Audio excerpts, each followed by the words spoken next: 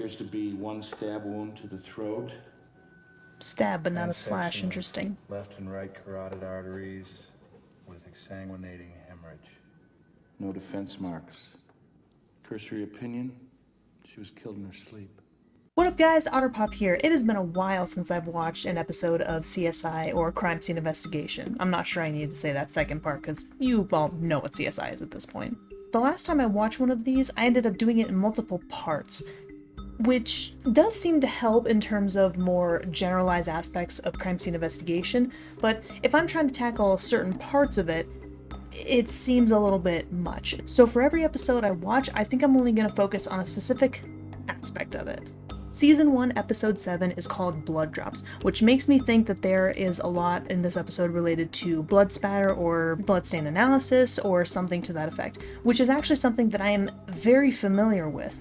Back when I was studying in college for my forensic science degree, there were a few areas in particular that really stuck out to me as interesting and aspects that I really held on to for a very long time, namely being taphonomy, or the study of decomposition, entomology, the study of insects, and bloodstain analysis, or blood spatter analysis. So at least for this episode in particular, I will try to only be focusing on the blood aspects of the crime scene analysis of this case. Apologies if you want to see me delve a little bit more into this episode.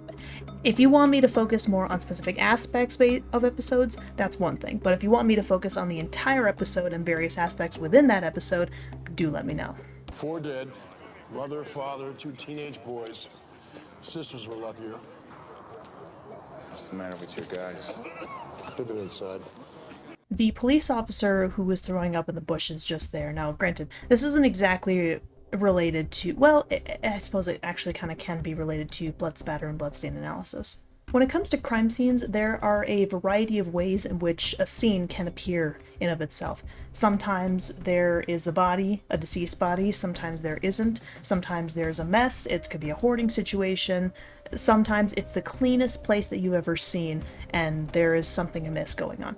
There are a variety of ways that a crime scene can present as, but there aren't too many circumstances where officers or crime scene investigators have a more physical reaction to a crime scene, aka throwing up, is an obvious sign of usually one of 2 things.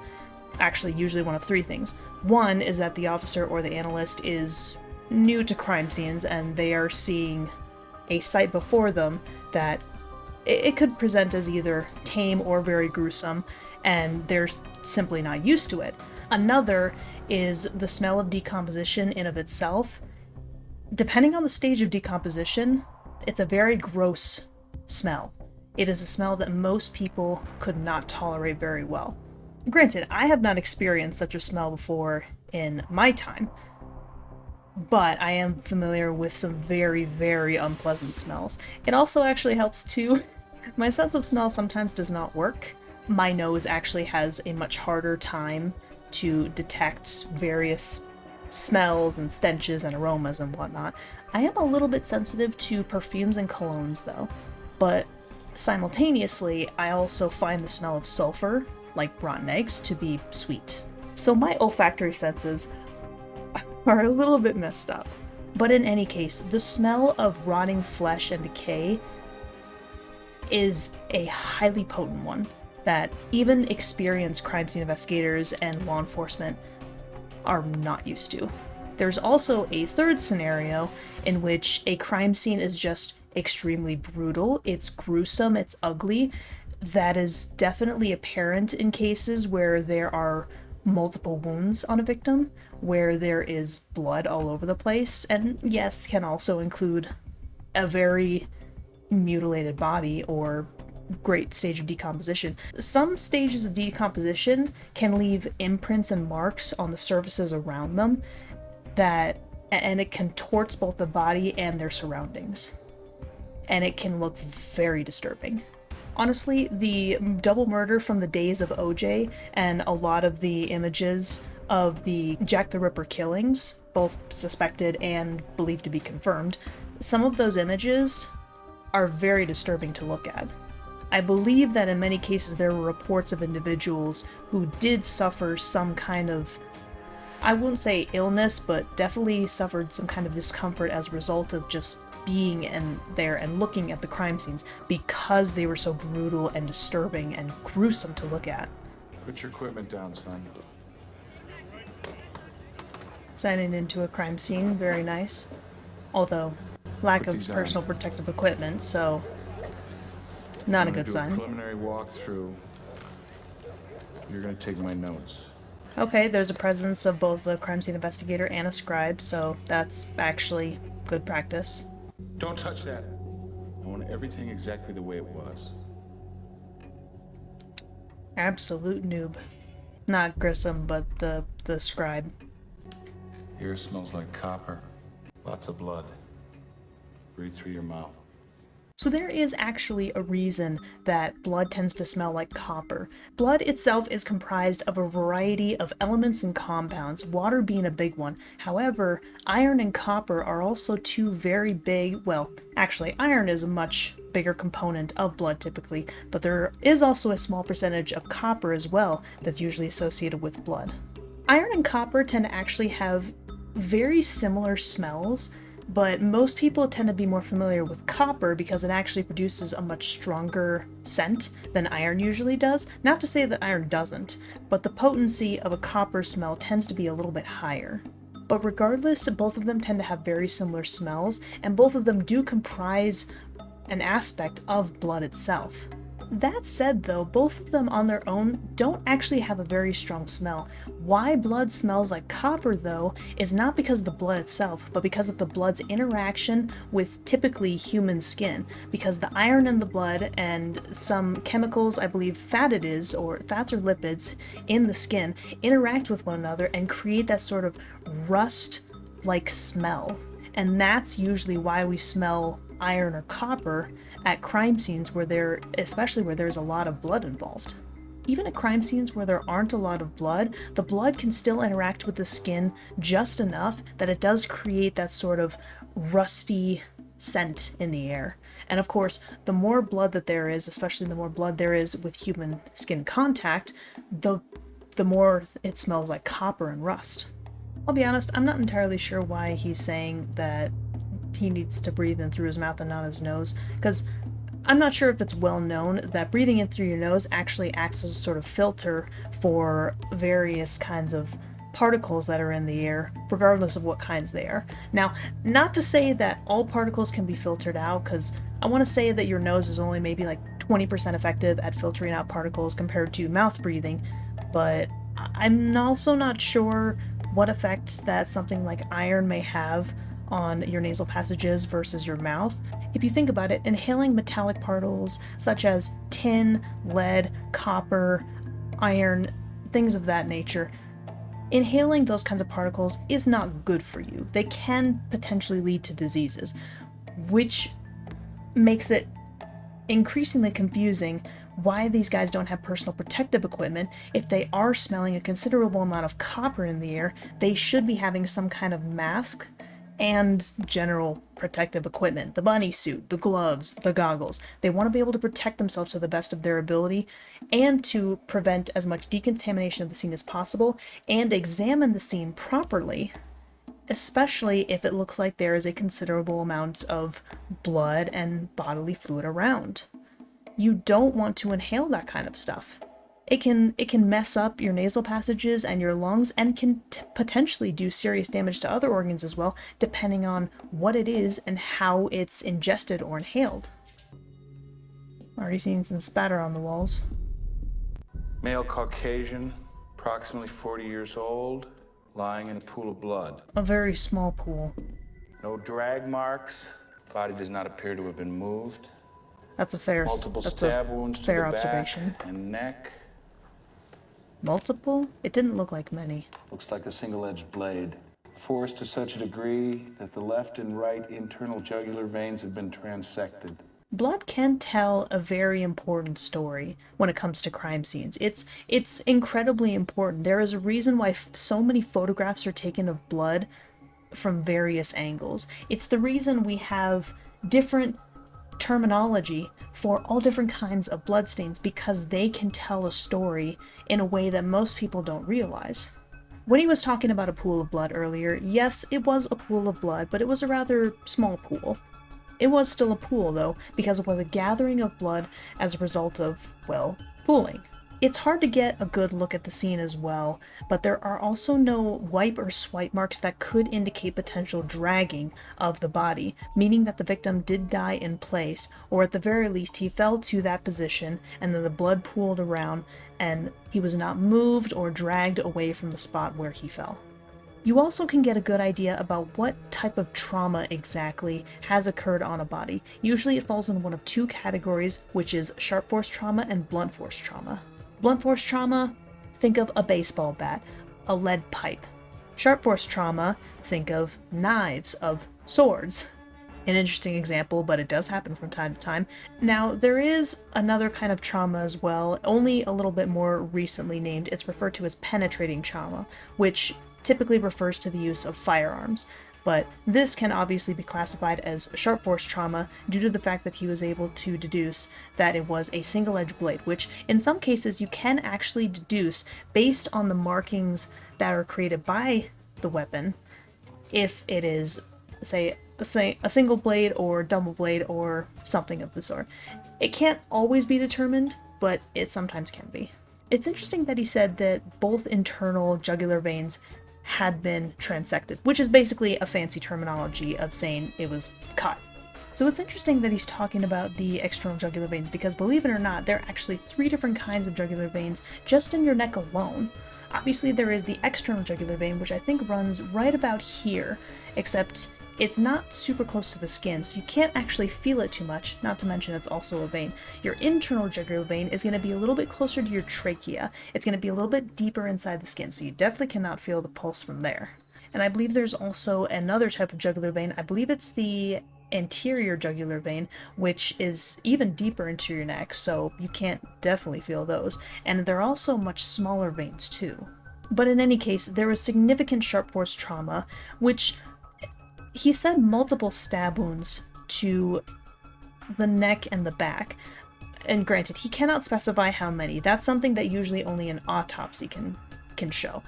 But if there were multiple stab wounds to both the neck and to the back, and considering the fact that both of the internal jugular veins were severed, I'm a little bit surprised that there's not more blood. I can also see this younger guy. He looks like he's about to throw up. Granted, this is still a very gruesome scene. This is still a scene in which there are multiple people that are dead, where there are people with multiple wounds in various areas. I would have expected a little more blood, and certainly it's not a pleasant sight to see. But honestly, based on images that I have seen from real crime scenes, having taken all these forensic science classes in college, I was able to get a very unique and in-depth perspective on multiple kinds of crime scenes, especially from one of my instructors who had 30 plus years of experience as a crime scene investigator and bloodstain analyst. Yes, that is a job. Based on the images that I've seen from that, based on the descriptions I've heard from others in the field, this scene so far actually seems a little tame. It's still gruesome, obviously, but this crime scene definitely seems a little bit more tame in appearance compared to others. Now, I don't know this younger guy's experience.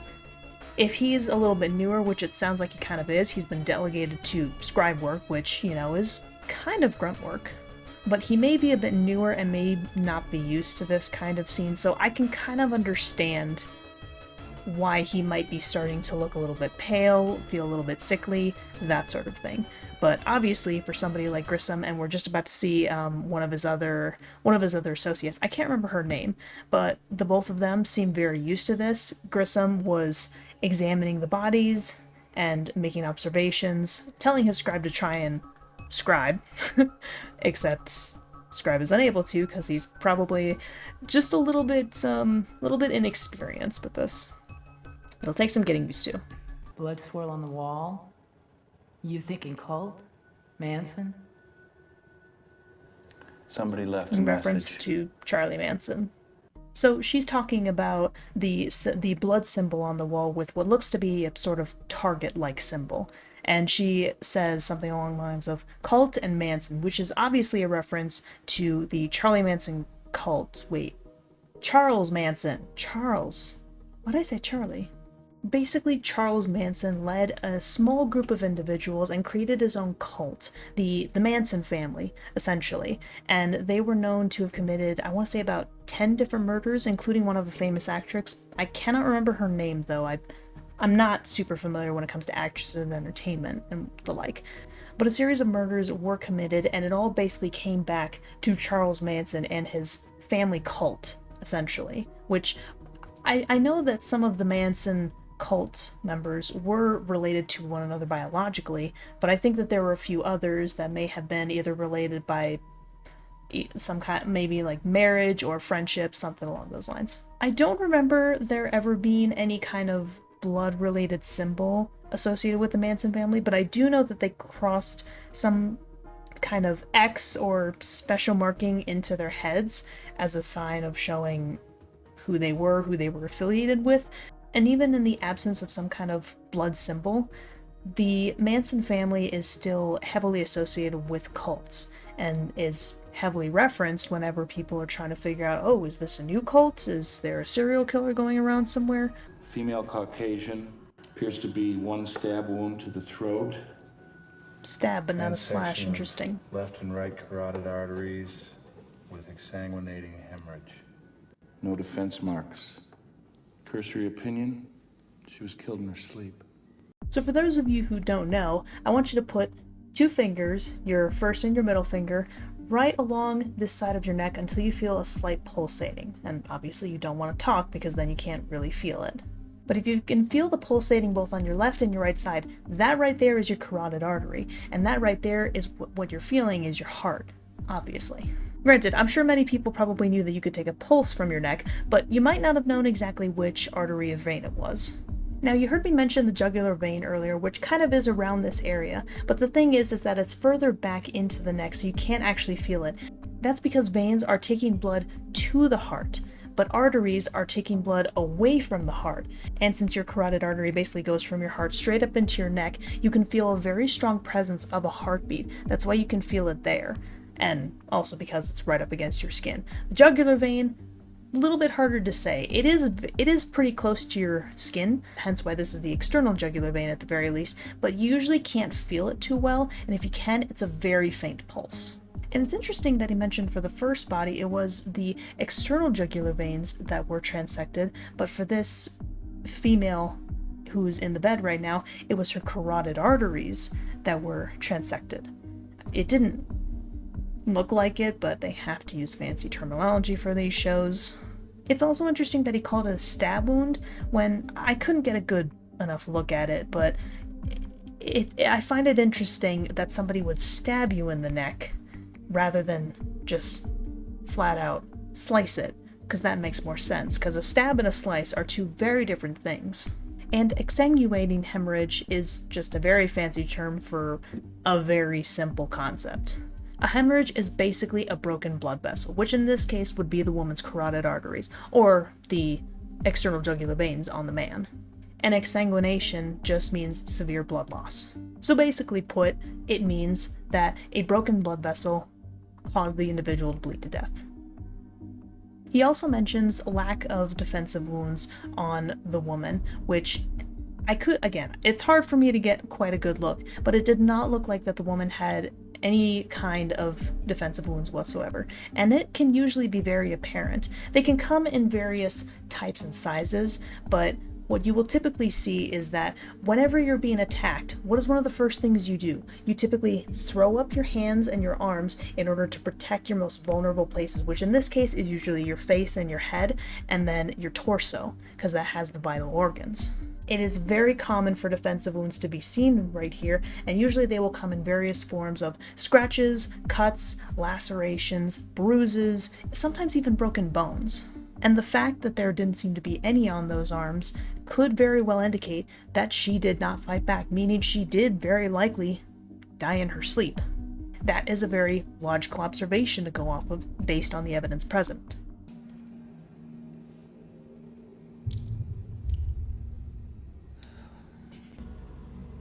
it's still bleeding. That's interesting.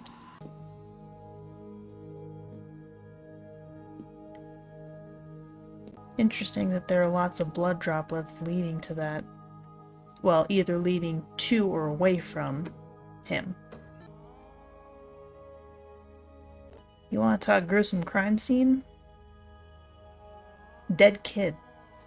Of all the professionals and investigators that I have spoken with, dead kids are by far one of the hardest things to deal with, especially the younger they are. That alone, I could understand why seeing something like that would be difficult. Oh no. That looks like an even younger kid too. Oh yeah, the younger the kids are, the harder it is. So, oh. Yeah, it is absolutely heart-wrenching when coming across dead children at crime scenes, regardless of what's ever happened to them, whether they were killed, whether they were poisoned, dismembered, buried, or even malnourished, even simple stuff that isn't actually a crime and wasn't even their fault. Well, actually, in most cases, it usually is not their fault, but it is by far one of the hardest things that investigators have to deal with, are the bodies of dead kids at crime scenes. Not to mention that this kid did clearly seem to have blood on one of his hands at least, and the presence of bloody handprints on the wall creating that very familiar swipe pattern. In Bloodspatter analysis, there are two different kinds of patterns known as swipe patterns and wipe patterns. The two are actually very different. One of the easiest ways for me to explain the difference between a swipe and a wipe pattern is how the blood is transferred. So basically, a swipe is you are taking an already stained surface and making contact with another surface. A wipe is basically you are taking an unstained surface and you are wiping it against a stained surface. It may sound a little bit confusing, but that's honestly the best way for me to explain that. And you can usually tell the difference between a swipe and a wipe as well.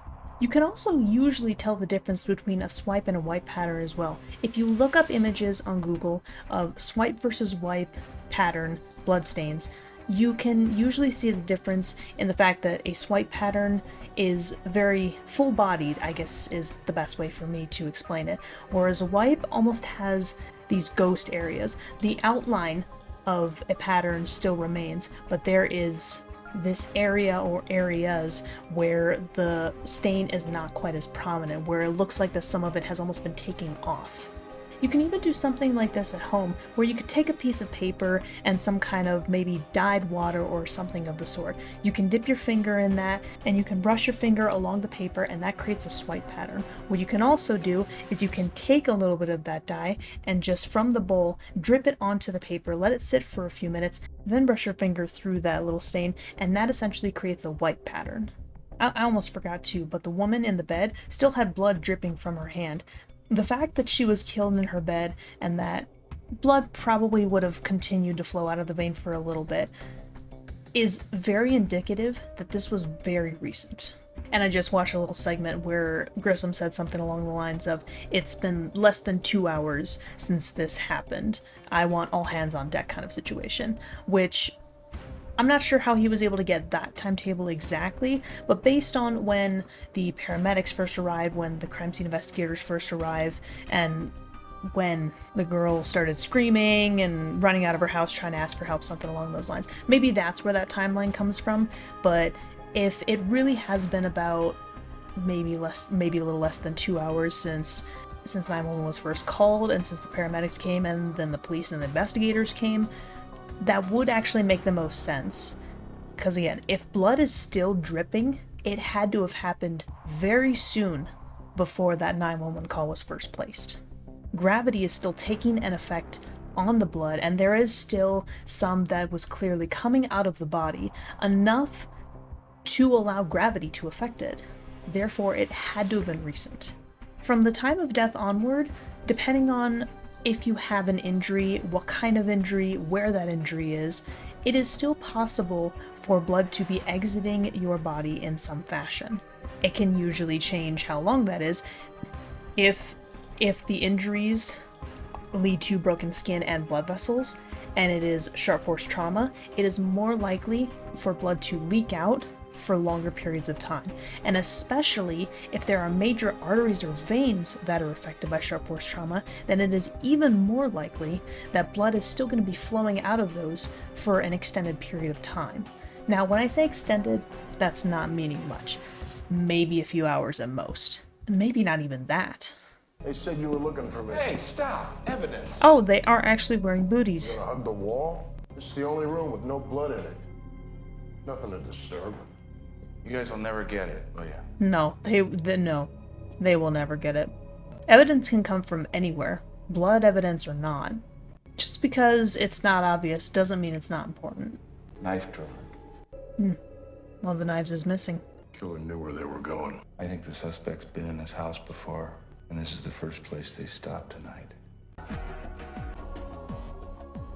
Yep. That's a blood collection technique.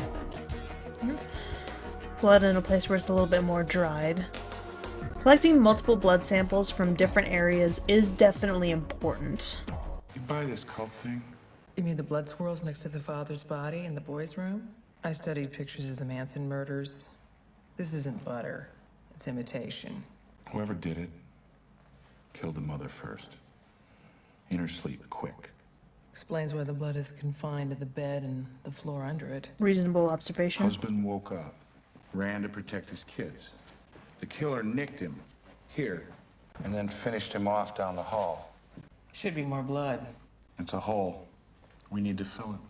I do think it's a reasonable assumption based on the lack of defensive markers and the fact that like they said, most of the blood is limited to the bed, that the woman was killed first in her sleep. But to then automatically go to the husband getting nicked and then chased and then finished off in the hallway, those are assumptions that we should not be making. Technically speaking, even then, it shouldn't even be assumed yet that the woman was the first to die. All that's supposed to be happening right now is the collection of evidence and observations. Now again, it could theoretically, even just at the scene, while observing the scene, it still is important to have ideas of what could have happened. And I feel like the woman dying first, being killed in her sleep, I feel like that's a sort of observation that would make the most sense no matter what angle you're going at it with. But there's a little bit too much happening to know exactly what would have happened next, and it probably shouldn't be assumed immediately. I do also kind of agree with the assumption that there doesn't seem to be enough blood in this particular case.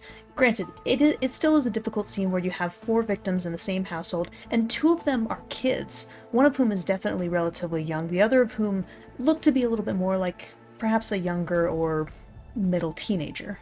And yes, there are loads of little blood droplets that we did see earlier that seem to lead to the idea that somebody was being chased down the hall. And could most likely have been the husband, but we don't necessarily know that for sure because, again, there are 4 bodies, one of which was most likely to be stationary the whole time. Which means that you still have 3 other bodies that the timeline of events isn't necessarily accounted for, but that's where a lot of this blood evidence can come in.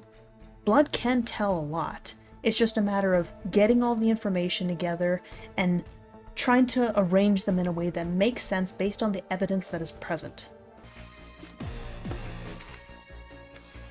Placard should have been set up long ago. At the right as the crime scene was getting observed and processed. Even before the evidence was collected, these placards needed to be set up. There's not a trace of blood on the teen daughter's clothing. Not a spot. That is interesting. The kid is in a catatonic state from a trauma. I could have told you that, but she did respond in the name Buffalo. Respond how? She freaked out. I don't know why I didn't get blood on my pajamas. I just didn't. But your statement says that you bent down and hugged your mother, who was bleeding profusely. Then you ran out, tripping over your father's body in the upstairs hallway. But there was no blood on you. It is very contradicting evidence. If you say in a statement that you even if you didn't hug somebody, even if you just touched somebody, and you have long-sleeved and long pants pajamas on, and then you trip over your father's body, both of which are very bloody, and yet there's not a drop of blood on you, which can actually be tested for with various methods, usually with the use of alternate light sources or chemical techniques. If your statement has something that is very clearly contradicting the evidence, there is a serious problem, especially if it's related to blood evidence, especially if it's that drastic of a story. Granted, this is more of a contradiction in the aspects of crime scene investigation versus law enforcement, but it's still a contradiction nonetheless, and it is definitely important to follow up on. Whoa. Blood evidence. Yeah, get that into an evidence bag and get it tested immediately. Had to. Wonder what he's looking at all the bloody jewelry for. The buffalo. Cleaning it off is usually important. Ah. Intruder killed mother. Father went to protect the little girl. Got nicked by a knife. Killers subdued him as dad was entering the little girl's room to save her.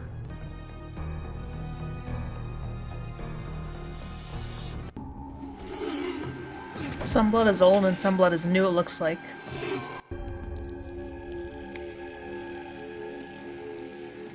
Blood drip knife. What is she seeing right now? I'm looking at Dad's blood in the hall. I found an interesting drop. The droplet tells me that he wasn't running to the little girl's room. He was coming out of it? The father. How are you able to tell that, though? First, then the mother. And the blood that we found in the hallway was from the knife. Blood drops. They fall a certain way, depending on the motion of the victim. That is true. Alright, so what basically happened is that they discerned that the father was the one who was coming out of the little girl's room because he had apparently been assaulting her sexually, despite the fact that she's very young. It was also discovered that the teenage girl who originally called 911 is actually the mother of the little girl because she was also assaulted by her father at a very young age. So this is what I kind of didn't understand what exactly was going on. When blood is falling straight down due to gravity, it creates what's known as low velocity blood spatter. More often than not, it is a single circular object typically with many little satellites around the droplet itself, or it can almost be a perfectly circular stain of blood. But that's if it's falling straight down with no additional movement. What was seen was that the blood actually wasn't in little pools, it was in trails, meaning that depending on the directionality of the blood, of its satellites, you can actually determine the direction at which the blood was moving. So say you're going this way, there's going to be a large spatter of blood with a trail in this direction if you're going that way. Same thing if you're going this way, it's going to be a blood stain with a trail at the end going this way. If it's a slow velocity, the trail will be small and slight. The faster you go, the more prominent that trail is going to be. So what was determined was based on the blood droplets in the hallway was that the bloody trail actually led away from the father and towards the bedroom with the mother in it, not the other way around. That was how they determined that the father was actually killed first and then the mother was killed second, because the blood droplets were caused by the bloody knife after the father was killed. Okay, I'm with it now. That does make a little more sense. Blood Drops is a good name for this episode because the case really did hinge on the blood droplets in the hallway. That's what everything was hinged on. I'm sorry if you're hearing my dog making the most ungodly noises. She's doing that as she's like twisting around on the floor, like either to kind of play, itch herself, something like that. You want to say hi? Wow. Come here. Hey, come here. Come here. I think she's getting antsy because it's food time. Blood actually was a very important point of this episode. It definitely makes sense. There was a lot of little things that they touched on blood. I'm surprised they didn't do a little bit more around the testing of the blood itself. Rather, it was more focused a bit on the patterns and the collection of blood samples and comparisons rather than actual testing and scanning for blood, which I'm not entirely opposed to. Sometimes that just happens, where some aspects of bloodstain analysis are more important than others, depending on the case. There were a lot of little aspects of bloodstain analysis that were covered in this particular episode, and a lot of it did make sense. And a lot of it was actually well introduced in terms of this episode. There were some aspects that were either exaggerated or didn't quite seem correct, especially with the amount of blood in the crime scene. I thought that there was going to be a little bit more, but at the same time, this is television, so they probably had to tone it down, I imagine, or they just underestimate. Maybe the producers simply underestimate how much blood can be at very gruesome crime scenes. Some crime scenes, extremely gruesome. I mean, we're not just talking dead bodies with a couple of stab wounds. We're talking blood everywhere. We're talking brain matter and organs spilling out. I am not kidding. Some crime scenes can actually be that violent. Overall, it did seem a little bit tame, but again, it is television, so I do understand it. They did cover some interesting aspects related to blood patterns, and I was able to put in some of my own 2 cents every now and then. It's kind of crazy that I find this to be one of the actual few instances of a CSI episode where something is not over-exaggerated, it's actually under-exaggerated. Again, I thought that with a scene like this, based on how some people were reacting, I thought that there was going to be a lot more blood involved. Turns out, there was not a lot of blood. In actuality, it did still help in the investigation, and it did make sense in some cases. So I'm actually pleasantly surprised by that. Again, it is still television drama, so there are some things that are done that are sped up out of necessity, and some things that are definitely exaggerated or even over-exaggerated, but this episode wasn't actually too bad in terms of exaggeration for some things. Another thing that I'm reminded of as well is the handprints on the walls in the bedroom of, I think, one or both of the boys.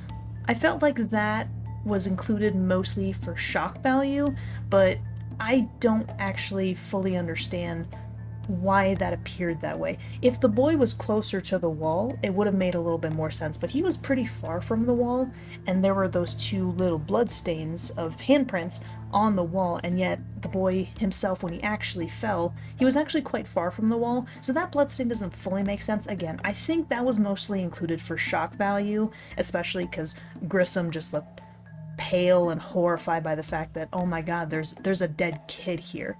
And he maybe tried to get away or something along those lines, or tried to help a family member, but didn't. So I felt that that was a little bit overplayed. I can understand why, because, again, dead kids. That's something that a lot of people don't talk about.